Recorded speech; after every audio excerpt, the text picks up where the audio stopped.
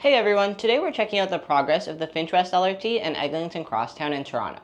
Both projects are expected to open this year, which we'll talk about later on in the video, but construction has been largely completed on both lines for a few months, although there are some interesting details and preparation works that we're going to be taking a look at today. So it's been a bit over a year since the last time I checked out the Finch West LRT, or Line 6, and shelters were still being installed at stops. Roadwork was also still very prevalent, but all major construction for the project has been completed since September of 2024. All of the surface stops feature tactile strips, 3 Presto readers near entrances, and seating, among other details. Green strips have been painted on the track bed outside of all stop platforms.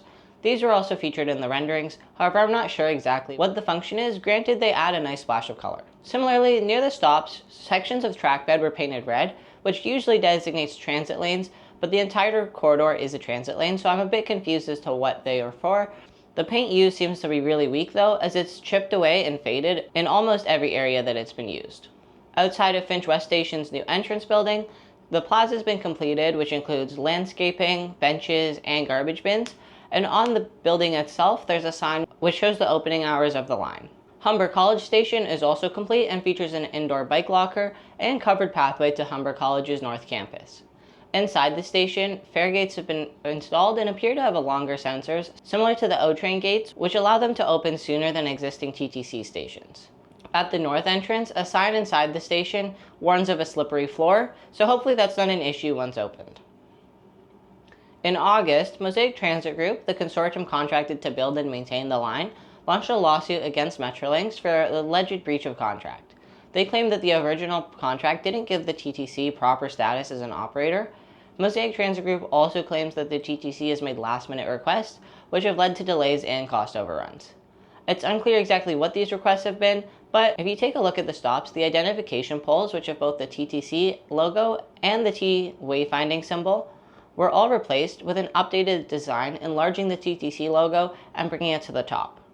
If there were design choices on the project that the TTC is getting changed post-construction, it suggests that the planning didn't properly integrate all parties involved. Almost all roadwork along the alignment has been completed, and all lanes of traffic have been returned, except for a couple small sections where landscaping works continue. Bike lanes along the alignment have also been fully paved and painted, but pylons which say they're closed have been blocking the lanes for months. There's seemingly no reason to keep the bike lanes closed, although I would guess they're tied to the completion of Line 6. Some of the bike boxes at intersections are essentially filled in with loose gravel, which definitely isn't ideal, so hopefully they'll get improved. The driveway curbs that have been built between the road and the sidewalks prioritize cyclist and pedestrian safety over vehicle speeds, with a steeper curb, which is nice to see. Based on the TTC's 2025 budget, the line has been budgeted to open in August. However, that's dependent on Metrolinx updates, which will indicate when the line actually opens. Testing has continued over the past few months, and the TTC staff who will train operators have begun to be trained. Operator training has likely just begun at the recording of this video. Going south to Eglinton, Line 5 has been largely complete for years now, but there have been major challenges delaying the project. Software issues in the signaling system caused several challenges. The most recent issue was in September, which put a pause on TTC operator training until September 28th. Although operator training was disrupted slightly, no more issues have been reported publicly since then. Construction defects are also being reviewed throughout the system.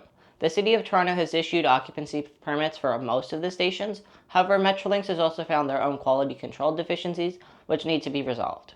At Eglinton Station, construction seems to finally be wrapping up at street level. The intersection has been completed, and below ground, all interfaces between Line 1 and Line 5 seem to be complete. Training of TTC operators is continuing along Line 5, with 2/3 of operators having been trained so far. The TTC has also started to prepare for opening, a bit prematurely in my opinion, having replaced almost all bus stop poles to display the routes post-opening. This means stops on Eglinton West, which are currently served by the 32, only display the 34 as servicing them, even though the 34 won't be extended west for several months. On the eastern end, stop poles only display the 34 despite the 54, 51, and 56 also stopping there. Given that the TTC isn't even budgeting for an opening before July, this is a huge oversight for everyday riders who are being given false information.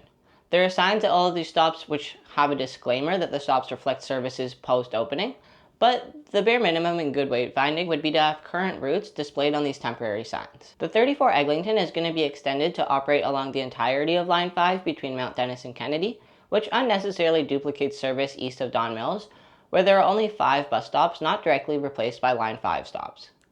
In the short term, redundancy could help mitigate any opening quirks, but moving bus resources elsewhere should be a bigger priority in the long term compared to duplicating the surface section of Line 5. At Kennedy Station and at every surface stop, all of the strip maps and signage have been removed, awaiting new signs which don't include the shutdown Line 3 Scarborough roundel. Strip maps underground are probably being removed as well, but not visible. Some of the digital displays at Mount Dennis have also been activated, and unlike the wayfinding displays at every other station, these ones are activated with a message saying Line 1 was closed due to brake issues.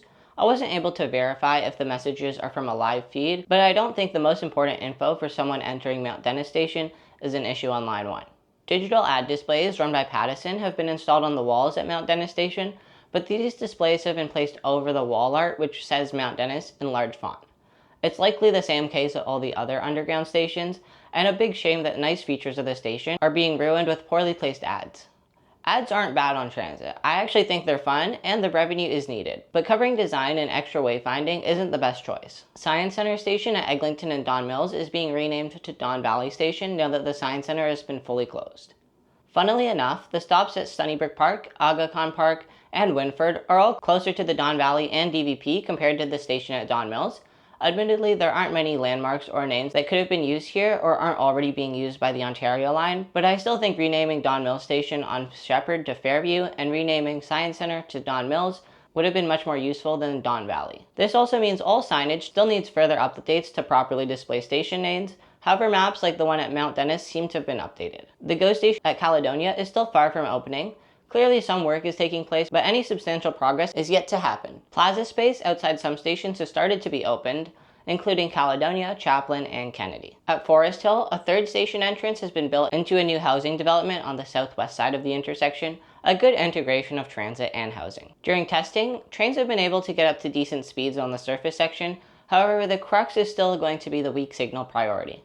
The testing LRV that I saw stopped at the far end of the platform, an entire train length away from the entrance, so I really hope that that doesn't end up being part of revenue service, as it would lead to long walks for passengers. The improved access to Sunnybrook Park, which was built with the project, continues to be closed off, with the staircase on the south side of Eglinton fenced off for years, and the multi-use path on the north side fenced off after being opened in the fall of 2024. I actually wrote it in my last video, but now it's been fenced. Fencing on the north side has been really minimal, so people have still been using it as a better way to access the park. It's especially odd that it was opened and then closed off again, likely tied to the contract preventing it from being handed off before in Line 5, but that doesn't explain why the staircase at Chaplin has been opened. Just like Finch West, the TTC's annual budget gives some insight into the timeline, with a budgeted July opening of the line dependent on Metrolinx.